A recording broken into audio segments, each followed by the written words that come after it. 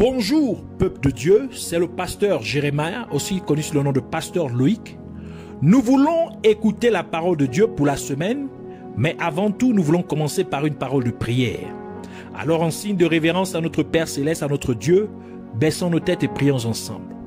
Père éternel, Dieu tout-puissant, Roi des rois, Dieu fidèle, merci pour cette marque de fidélité en nous ramenant dans ta présence en ces moments. Merci pour ce que tu as prévu pour nous durant ces moments. Et nous prions au nom de Jésus-Christ, te demandons de nous pardonner pour tout ce que nous avons pu faire et dire qui ne t'a point honoré, pour toutes nos mauvaises pensées, pour toutes nos mauvaises attitudes. Pardonne-nous et purifie-nous, sanctifie-nous par ton sang que tu as fait couler à la croix de Golgotha, et que tu purges ainsi notre conscience, notre inconscient, subconscient de toute œuvre morte, œuvre inutile, afin que nous venions à te servir comme il se doit. Nous nous opposons à tout ce qui s'élève contre la connaissance et la révélation de qui tu es, de ta parole. Nous venons les lier, les renvoyer dans les gouffres de l'enfer au nom de Jésus-Christ. Et nous proclamons que Jésus-Christ est Seigneur à la gloire de Dieu le Père. Emmène-nous dans la profondeur de tes révélations, de tes mystères. Parle-nous au nom de Jésus-Christ. Amen. Alors nous allons prendre notre passage des Saintes Écritures dans le livre de Jean chapitre 2, versets 22 à 24. Ainsi nous lisons la parole de Dieu dans le livre de Jean chapitre 2, versets 22 à 24 au nom de Jésus-Christ. C'est pourquoi, lorsqu'il fut ressuscité des morts, ses disciples se souvinrent qu'il avait dit cela et ils crurent à l'écriture et à la parole que Jésus-Christ avait dite. Pendant que Jésus était à Jérusalem, à la fête de Pâques, plusieurs crurent en son nom, voyant les miracles qu'il faisait. Mais Jésus ne se fiait point à eux, parce qu'il les connaissait tous. Que le Seigneur bénisse sa parole, qu'elle vienne pleine de profondeur, de grâce, de vie et de bénédiction, au nom de Jésus-Christ. Amen. Alors pour cette semaine, le Seigneur voudrait nous parler de « À la recherche de Dieu ». Le titre de notre enseignement pour cette semaine est « À la recherche de Dieu ». Les gens crurent en Jésus-Christ à cause des miracles qu'il faisait. Et cela nous amène à nous demander pourquoi sommes-nous en Christ? Sommes-nous en Christ à cause d'un miracle de Dieu? Croyons-nous en Jésus-Christ? Avons-nous donné notre vie à Jésus-Christ? Avons-nous accepté Jésus-Christ comme notre Sauveur et Seigneur à cause d'un miracle que nous avons expérimenté, un miracle de Dieu que nous avons expérimenté dans notre vie? Et nous remarquons que Jésus-Christ ne s'est pas confié ou fié à ces gens. Il ne s'est pas fié envers eux parce qu'il savait ce qu'il y avait dans le cœur de chacun d'entre eux. Et c'est la raison pour laquelle Jésus-Christ a dit ce qui suit au peuple à une autre occasion dans Jean chapitre 6 verset 26 pour dire, Jésus leur répondit, en vérité, je vous le dis, vous me cherchez non pas parce que vous avez vu des miracles, mais parce que vous avez mangé des pains et que vous avez été rassasiés. À travers ces paroles de Jésus-Christ, nous pouvons comprendre qu'il y a des gens qui viennent à Dieu, non pas à cause de ce que Dieu peut faire, mais plutôt à cause de ce qu'ils peuvent bénéficier de ce que Dieu peut faire. En d'autres termes, il y a des gens qui cherchent Dieu avec des motifs ou des intérêts égoïstes. Cela implique tout simplement qu'il y a des gens qui voient Jésus-Christ comme un moyen par lequel ils peuvent satisfaire leurs désirs matériels de gain. Et c'est pourquoi Jésus-Christ ne s'est point fié à eux. Jean chapitre 6, versets 14 à 15 dit ceci. Ces gens, ayant vu le miracle que Jésus avait fait, disaient, celui-ci est vraiment le prophète qui doit venir dans le monde. Et Jésus, sachant qu'ils allaient venir l'enlever pour le faire roi, se retira de nouveau sur la montagne, lui seul. Ces gens, quand ils ont vu le miracle que Jésus-Christ fit, ils ont automatiquement conclu qu'il était un prophète. Par conséquent, pour certaines personnes, miracle équivaut à prophète. Et le peuple ne s'est point arrêté là, car il voulait aussi faire de Jésus-Christ un roi. Mais Jésus-Christ l'a refusé, a rejeté cela, en se retirant vers une montagne. Et on peut se poser la question de savoir pourquoi Jésus-Christ a-t-il refusé d'être fait roi, car selon les mages, Jésus-Christ est né roi des Juifs. Matthieu chapitre 2, verset 1 à 2 qui dit, Jésus-Christ étant né à Bethléem en Judée, au temps du roi Hérode, voici des mages d'Orient arrivèrent à Jérusalem et dirent, où est le roi des Juifs qui vient de naître? Car nous avons vu son étoile en Orient et nous sommes venus pour l'adorer. Jésus-Christ est né roi des Juifs, mais il refusa d'être fait roi par des gens qui le suivaient à cause du fait qu'ils aient mangé du pain physique et qu'ils furent rassasiés. Et le livre d'Apocalypse nous dit quel type de royaume Jésus-Christ est le roi. Apocalypse chapitre 1 verset 6 qui dit, et qui a fait de nous un royaume des sacrificateurs pour Dieu son Père. À lui soit la gloire et la puissance au siècle des siècles. Amen. Par conséquent, nous pouvons voir que Jésus-Christ a fait de nous un royaume de sacrificateurs pour Dieu le Père. Cela nous révèle donc que le royaume sur lequel Jésus-Christ est roi est un royaume de sacrificateurs. Et le rôle d'un sacrificateur est d'offrir des sacrifices à Dieu, comme le déclare la parole de Dieu dans Hébreux chapitre 5 verset 1 qui dit, en effet, tout souverain sacrificateur pris du milieu des hommes est établi pour les hommes dans le service de Dieu, afin de présenter des offrandes et des sacrifices pour les péchés. Et c'est la raison pour laquelle Jésus-Christ a refusé d'être fait roi par des gens qui le suivaient pour des motifs égoïstes. Des gens qui ne se sacrifiaient pas ce qu'ils n'avaient. Ils ne sacrifiaient pas, des gens qui ne sacrifiaient pas ce qu'ils avaient, ce qu'ils possédaient, ni ce qu'ils étaient. Ils ne le sacrifiaient point pour Dieu. Cela signifie que ces gens n'étaient point des sacrificateurs de Dieu. Par conséquent, Jésus-Christ ne pouvait donc point être leur roi. Jésus-Christ partit donc seul dans une montagne, refusant d'être fait roi. Cela nous révèle que lorsque vous cherchez Dieu, vous devez apprendre à faire des sacrifices par amour pour Dieu. Quand vous cherchez Dieu, vous devez sacrifier ce que vous appréciez par amour pour Dieu.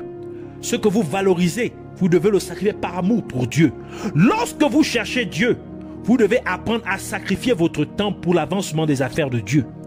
Vous devez apprendre à sacrifier vos efforts pour l'amour de Dieu. Et plus important encore, vous devez sacrifier vos voies pécheresses pour vivre ou mener une vie de sanctification.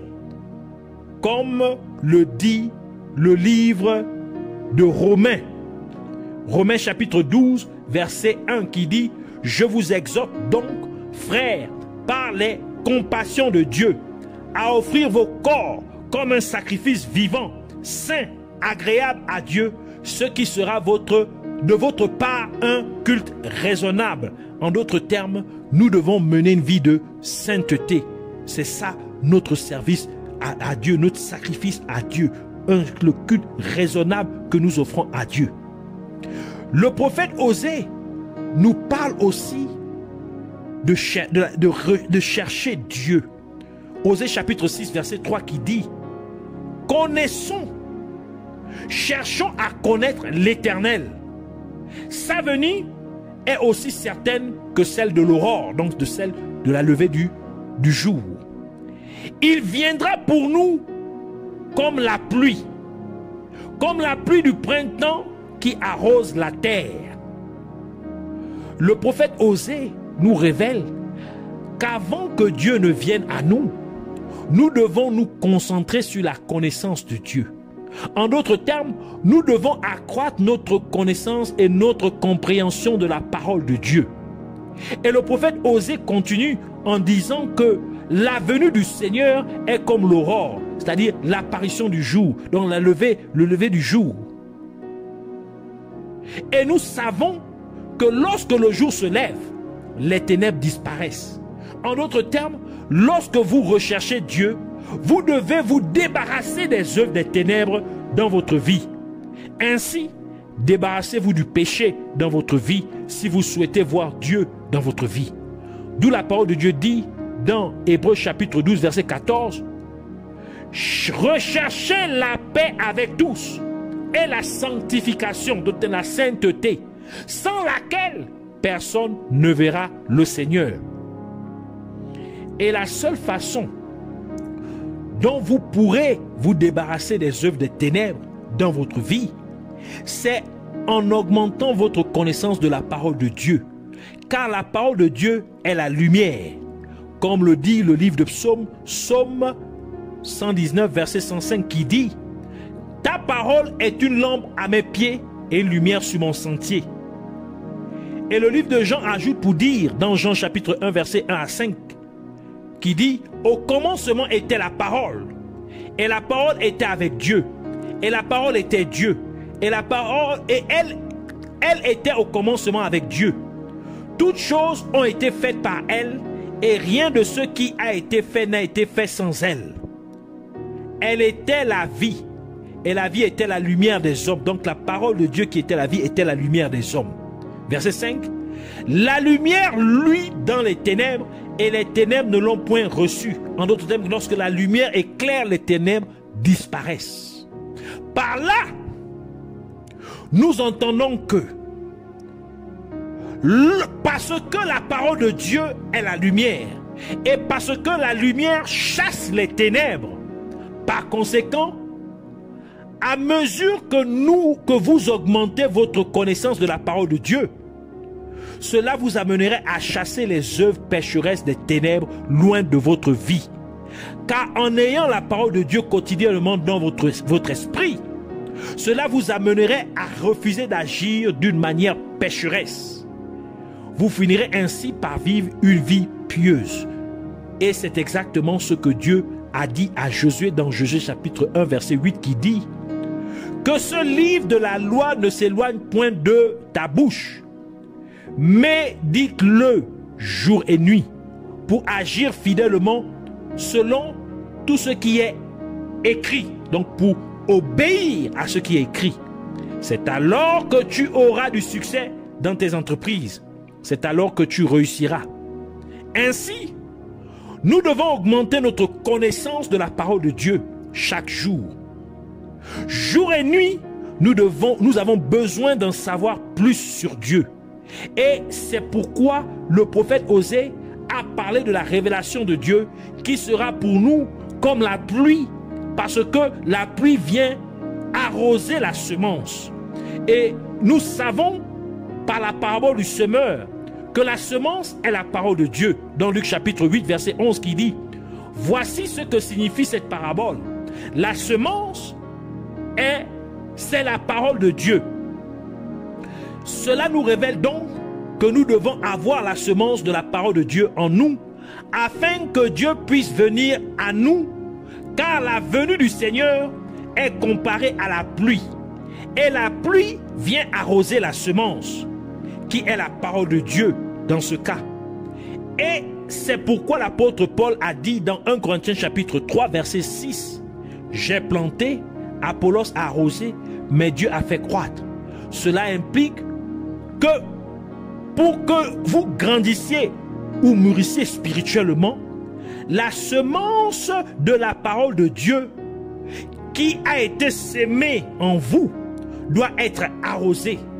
Car la foi vient de l'écoute de la parole de Dieu, comme le dit le livre de Romains, Romains chapitre 10, verset 17, qui dit « Ainsi la foi vient de ce qu'on entend, et ce qu'on entend vient de la parole de Christ, donc la parole de Dieu. » Et c'est la raison pour laquelle Jésus-Christ a demandé ce qui suit dans Luc chapitre 18, verset 8, dernière partie du verset, il dit « Mais quand le Fils de l'homme viendra, trouvera-t-il la foi sur la terre ?» Donc quand Jésus-Christ reviendra, trouvera-t-il la foi sur la terre? Jésus-Christ posait cette question parce qu'il savait que dans les derniers jours, beaucoup de gens ne chercheraient point Dieu avec de bons motifs. En d'autres termes, avant le retour de Jésus-Christ, beaucoup de gens n'augmenteront pas leur connaissance de la parole de Dieu. Et par conséquent, beaucoup manqueront de foi dans les derniers jours. C'est donc pour cette raison que Job nous a conseillé d'attendre la pluie dans Job chapitre 29 verset 23 qui dit « Ils comptaient sur moi comme sur la pluie. » Donc ils m'attendaient comme ils attendent la pluie. Ils ouvraient la bouche comme pour une pluie du printemps. Nous avons besoin ainsi de recevoir la pluie de Dieu afin que la semence de la parole de Dieu en nous puisse nous amener à produire des fruits pour Dieu. Car c'est le type de fruit, c'est par le type de fruit que nous produisons que nous serons identifiés comme Jésus-Christ l'a décrit dans Matthieu chapitre 7 verset 16, la première partie verset qui dit « Vous les reconnaîtrez à leurs fruits ». C'est donc par le type de fruit que nous produirons que les gens sauront si nous avons vraiment abandonné les œuvres pécheresses des ténèbres ou non. C'est la raison pour laquelle, et c'est la raison pour laquelle Jean le Baptiste a demandé aux pharisiens et aux sadducéens, ce qui suit dans Matthieu chapitre 3 verset 8, « Produisez donc du fruit digne de la repentance, du fruit qui montre que vous avez réellement changé. Vous n'êtes plus les mêmes, vous ne vivez plus selon les voies du monde, selon les voies pécheresses des ténèbres. » Et Dieu confirma par la bouche de Moïse que l'enseignement de sa parole est comme la pluie. Dans Deutéronome chapitre 32 verset 2 qui dit que mes instructions se répandent comme la pluie, que ma parole tombe comme la rosée, comme des ondées sur la verdure, comme des gouttes d'eau sur l'herbe. Et le prophète Ésaïe insiste sur ce que devrait être notre objectif lorsque nous venons à la maison de Dieu ou lorsque nous cherchons Dieu. Ésaïe chapitre 2 verset 3 qui dit « Des peuples s'y rendront en foule et diront « Venez et montons à la montagne de l'Éternel, à la maison du Dieu de Jacob, afin qu'il nous enseigne ses voies et que nous marchions dans ses sentiers. Car de Sion sortira la loi et de Jérusalem la parole de l'Éternel. » Cela signifie que nous devons chercher Dieu afin qu'il puisse nous instruire.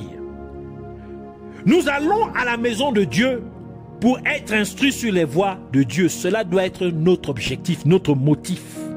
Lorsque nous nous rendrons à l'église, lorsque nous partons, nous assistons au service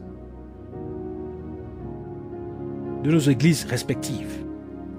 Et Dieu parlant encore, cette fois-ci par le prophète Jérémie, dans Jérémie chapitre 17 verset 10 qui dit « Moi, l'Éternel, j'éprouve le cœur, je sonde les reins, pour rendre à chacun selon ses voies, selon le fruit de ses œuvres. Par cela, Dieu nous dit que lorsque nous le cherchons, Dieu regarde l'état de notre cœur, car notre cœur révélera si nous sommes vraiment sincères ou pas. Notre cœur révélera nos véritables motivations. Et c'est pourquoi il est important pour nous d'augmenter la connaissance de la parole de Dieu. Car lorsque nous le faisons, Dieu nous donne un cœur qui nous permettra de le connaître. Comme il a dit par le prophète Jérémie dans Jérémie chapitre 24 verset 7 qui dit « Je leur donnerai un cœur pour qu'ils me connaissent. » Pour qu'ils connaissent que je suis l'Éternel. Je reprends. Je leur donnerai un cœur pour qu'ils connaissent que je suis l'Éternel. Ils seront mon peuple et je serai leur Dieu s'ils reviennent à moi de tout leur cœur. Cela signifie que lorsque nous passons du temps à méditer la parole de Dieu, Dieu inscrirait sa parole dans notre cœur afin que nous ayons la bonne attitude de foi lorsque nous venons à lui. Car la première fois, Dieu avait gravé sa loi sur 2 tablettes de pierre. Mais le peuple d'Israël n'a point cru en lui, car il se plaignait toujours dans le désert. Donc cette fois-ci, Dieu grave sa parole directement dans notre cœur, afin que notre cœur soit plein de foi, alors que nous le cherchons, car la parole de Dieu dit dans Hébreux chapitre 11 verset 6. Or sans la foi, il est impossible de lui être agréable, car il faut que celui qui s'approche de Dieu croit que Dieu existe et qu'il est le rémunérateur de ceux qui le cherchent.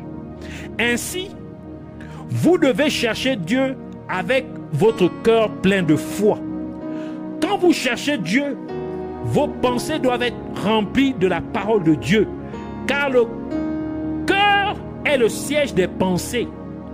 Toutes vos pensées doivent être complètement alignées sur la volonté de Dieu, qui est la parole de Dieu. Et c'est alors que vous trouverez Dieu, comme le déclare le livre de Deutéronome chapitre 4 verset 29 qui dit « C'est de là aussi que tu chercheras l'Éternel ton Dieu et que tu le trouveras si tu le cherches de tout ton cœur et de toute ton âme. » Par conséquent, vous trouverez Dieu si vous le cherchez de tout votre cœur et de toute votre âme. Et nous avons déjà parlé du cœur comme étant le siège des pensées. Donc nous devons avoir des pensées alignées à la parole de Dieu, des pensées qui montrent réellement que nous avons foi en Dieu, des pensées remplies de foi. Maintenant, parlons de l'âme. Sachons que l'âme est le siège des émotions. Ainsi, nous devons donc chercher Dieu en lui exprimant notre amour, comme Dieu nous l'a enseigné par Moïse dans Deutéronome chapitre 6, verset 5 qui dit « Tu aimeras l'Éternel ton Dieu de tout ton cœur, de toute ton âme et de toute ta force. » Aimer Dieu de tout notre cœur et de toute notre âme et de toute notre force implique que nous devons mettre Dieu en premier dans tout ce que nous faisons. Dieu devrait être notre première priorité. Lorsque vous réveillez le matin, commencez par interagir avec Dieu au travers de la prière et par la méditation de la parole de Dieu. Avant de s'engager dans quelconque chose, cherchez d'abord la volonté de Dieu pour cette chose particulière et ainsi de suite. C'est ainsi l'attitude que nous devons avoir lorsque nous cherchons Dieu. Nous devons avoir des bons motifs. Nous devons chercher Dieu pour être enseigné de lui, pour être instruit de lui. Notre cœur doit être rempli de foi. Nous devons nous vider de toute forme de ténèbres. Donc nous devons nous débarrasser de toute voie pécheresse, de tout péché dans nos vies. Nous devons remplir notre cœur de la connaissance de Dieu, de la parole de Dieu. Et ainsi, c'est ainsi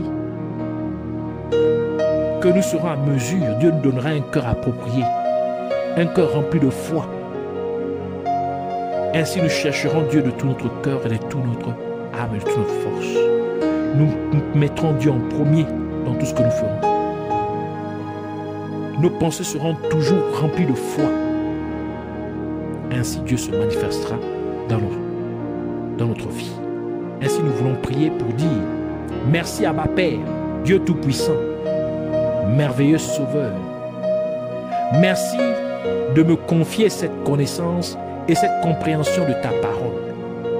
Et je te prie au nom de Jésus-Christ, afin que tu sondes mon cœur et que tu supprimes tout chemin fou en moi, que tu ôtes toute voie impure de mon cœur. Et je prie aussi pour que tu m'aides à toujours venir à toi avec de bons motifs, ainsi que mes intentions soient dépourvues de tout désir égoïste au nom de Jésus-Christ. Que je vienne à toi pour être enseigné, pour être instruit de toi.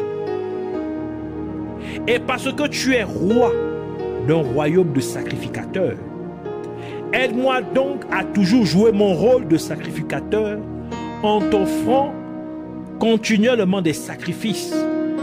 Laisse-moi donc t'offrir un sacrifice de sainteté en menant une vie de sanctification. Et laisse-moi aussi sacrifier mon temps, mes efforts et mes biens matériels pour l'amour de ton royaume, Seigneur Jésus-Christ. Et alors que je te cherche, Seigneur Jésus-Christ, je prie pour que tu m'aides à accroître ma connaissance de ta parole, afin que ta parole, qui est la lumière, puisse chasser toute forme de ténèbres de ma vie, au nom de Jésus-Christ. Et quand je porte la semence de ta parole en moi, chaque jour, puisses-tu ainsi arroser cette semence, afin que je puisse produire les bons fruits que tu as voulu que je porte au nom de Jésus-Christ. Et encore, alors que je passe du temps à méditer ta parole jour et nuit, que mon cœur soit rempli de foi, afin que je puisse venir à toi étant pleinement assuré que tu existes et que tu es le rémunérateur de ceux qui te cherchent avec diligence.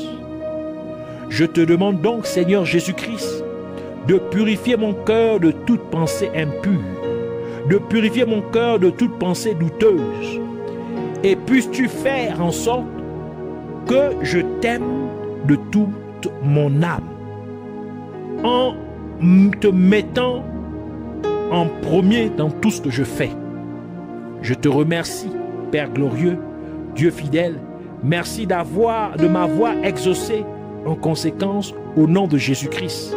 Puisses-tu être magnifié à jamais au nom de Jésus-Christ.